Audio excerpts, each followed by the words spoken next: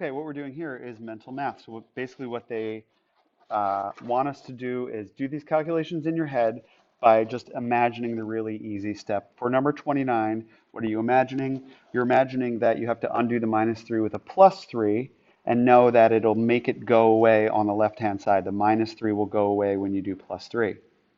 And you'll be left with x. And what do you get when you do +3 on the right-hand side? You go from 10 to 13, and that's your answer.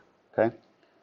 For number 31, we have 18 more than what we want to have, the value d, so we have to take 18 away. We'll be left with d if we take 18 away, and in our mind, we're going to do that by taking away, we could take away 20 and then add the extra 2 that we shouldn't have taken back on. So take away 20 from 24, you get 4, but that was 2 more than we should have taken away, so we have to add that 2 back on to get a 6.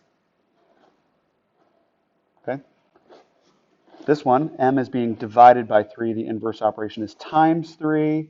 So we have to do the other side times 3, 4 times 3, or 12. And continuing on with 6t equals 36. We have 6 times the amount we want t. So we divide by 6, the inverse operation, and t equals 36 divided by 6, or 6.